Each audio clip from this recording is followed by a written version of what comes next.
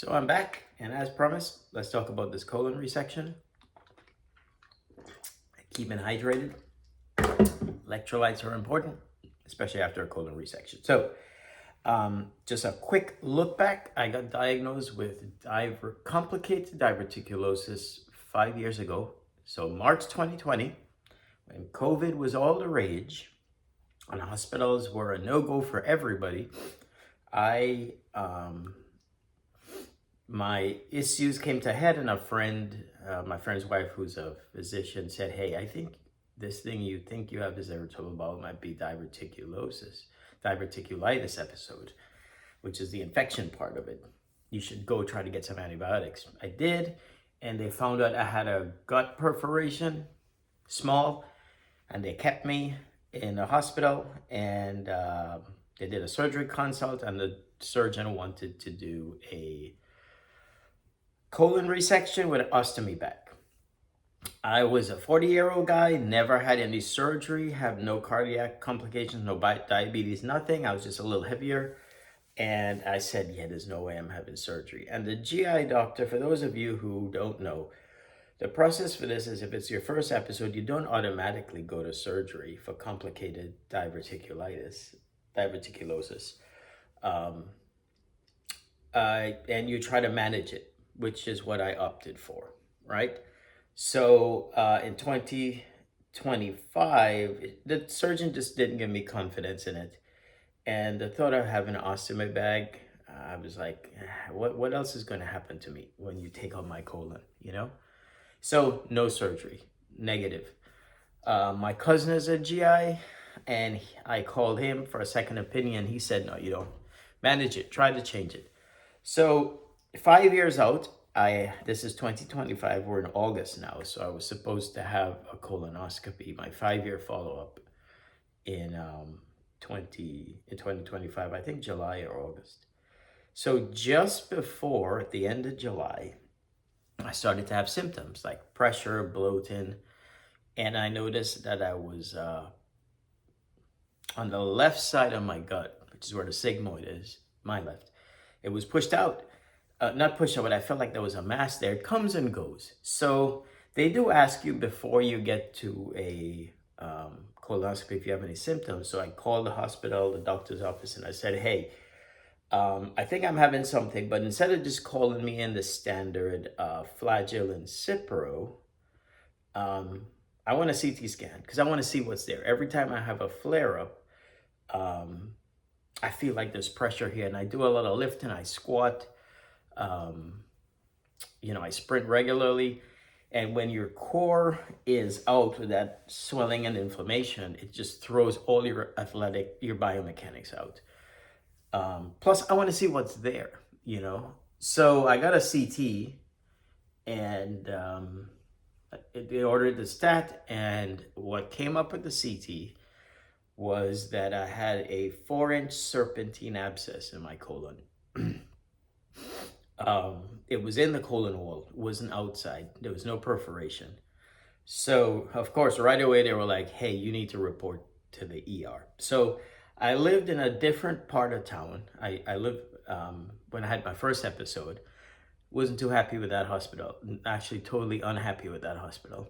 But this particular one by me was a better one, better rated, and comfortable room. You have your own room. The other one I shared it with a guy. He was a weirdo. But anyway, the experience was very good. So I went to the ER. I got no symptoms. They even asked me, why are you here? And I told them.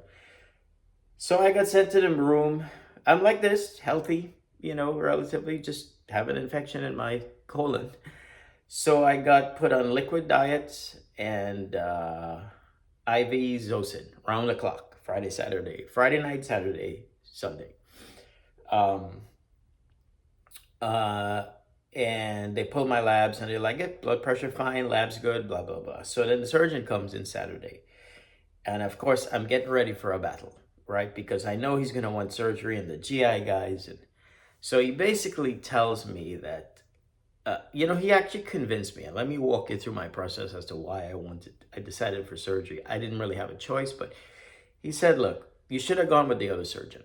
But here's you should have gone with surgery, not necessarily the surgeon, but he said only 20 to maybe 30% of people with complicated diverticulosis ever go on to keep their colon. It gets worse. And he said, look, it's like you're rolling the dice. It's a ticking time bomb. If that thing blows up, gets infected, when we have to go in, they're like plumbers and fix it. He said, it's a mess in there. It's infected. It's inflamed. There's herniation. He said, look, you're a healthy, active guy. You're 50. You have about 40 to 50 years again. Why deal with this?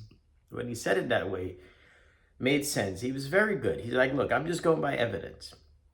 He said, yes, a GI guy will tell you, and I don't mean to separate the professions, but there are different approaches to problem solving.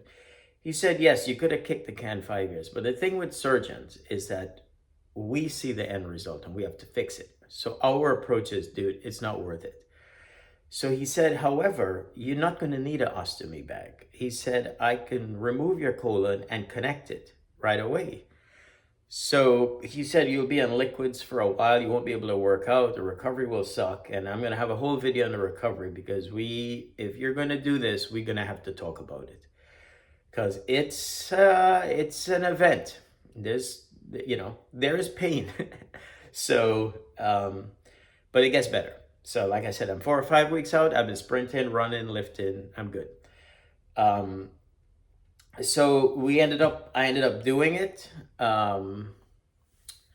So basically I said, look, I need to go home to take care of stuff. So he discharged me, but he said, look, stay on liquid diets.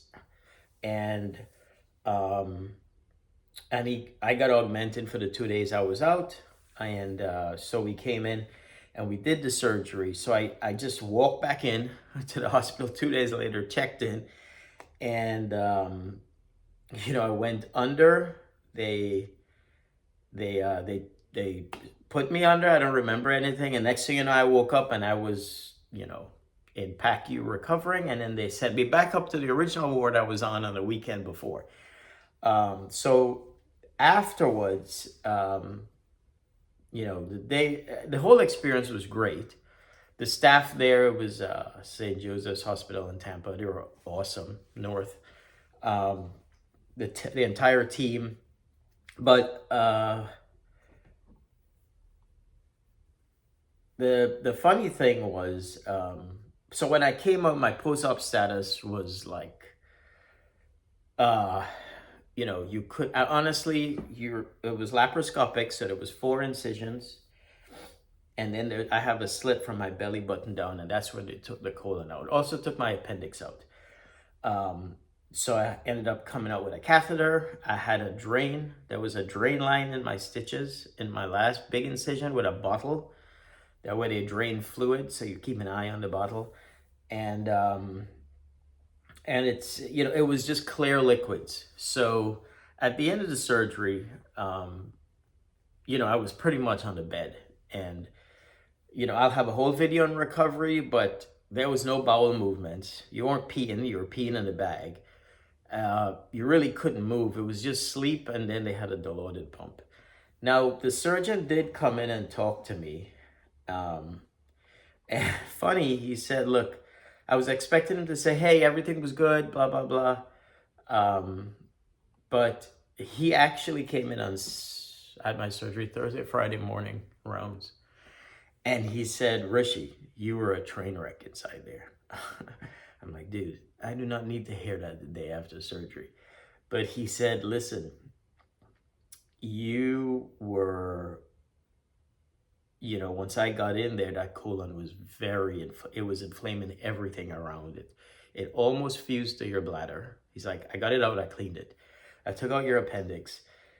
But he said, yeah, I don't know how you managed it, but he said when I was in there, I sectioned off the colon, connected it to your rectum. Your rectum was so thick, it started to get thick from inflammation. My stapler broke. So he said 100% of the time, that should have been an ostomy bag. But he said, we talked, you're very healthy, your chances of recovery are good. And he said, you know what? I told you I won't give it to you, because he said if it was me on the table, I would have want that person to not give me one. So he said, I should have given you the bag, but we talked, you're healthy enough. I'm gonna reconnect it. And but I really need you to focus on recovery. He said you really need to push liquid diets. You really need to start walking and start getting back around. And when you go home, low fiber diet, you can't do anything to rupture that seal. And he did tell me, he's like, that bottle that you have there is draining fluid. It's red fluid. It's like blood and stuff left over from surgery. So he said we got to pay attention to that bottle. He said if there's stool coming out in that bottle, because that bottle has a line into my peritoneal cavity, then that means that the seal from your colon to your rectum is ruptured. So what they do is, I think they use a titanium connector and they staple it together and your body heals. So it's liquid diet only, no bowel movements, so nothing ruptures that connection. But in like 4 to 6 weeks, your tissue heals. So that was post-op. Post-op, the Thursday I came out, I obviously had the anesthesia, and by Friday, they got rid of the dilaudid pump. To be honest, I hate opiates, and as part of the recovery, you really have to push to have a bowel movement, and that prevents it. But the pressure and the pain in the abdomen, just bloating, was quite severe. So I'm going to talk more about pain meds and pain and recovery after, because this is a big thing for abdominal surgery, but we'll talk about that in the next video. So that was my colon resection experience and my decision to go to it. I will say that a second opinion is always good. I went through that due diligence thought process. I have a friend who's a doctor who we ended up at the same place and we went with the surgeon, but you don't want any surgeon to just do this. If you're going to do a colon resection or some kind of colon surgery, it should be a colorectal surgeon, ideally, or a general surgeon who has a lot of experience with this. It's a good thing I probably didn't go with the first person, because she didn't give me confidence. Maybe she would have been good, but she had to put an ostomy bag, whereas this surgeon said, no, you're not going to need it. And even when he got in, it was worse than he thought. He still didn't put it in. So if you're at this junction early in life and surgery is offered and you have the time to step back, get a second opinion with a GI, or even see if ask your surgeon, how many of these have you done? Colon resections have you done? How many colon surgeries have you done? Are you a general surgeon who does this? You're making rounds and you just do general surgery as they need it. You're just the person on the weekend. Or no, this is something that you do a lot of. Because my guy was a general surgeon, but he had a lot of experience doing this. I don't know if he might have had extra training, but he works a lot with the GI folks. So, I mean, for me, I ended up with a surgeon who has a lot of experience doing this. I met other people who he had operated on and helped. But so it's okay to get a second opinion. Always is, okay? All right, so I'm going to stop and we'll talk about colon resection, recovery, and rehab, the 5 days afterwards, because I was in the hospital Thursday, Friday, Saturday, Sunday. Monday, I was discharged. Next video, we're going to talk about my 5 days in the hospital. Okay? Later.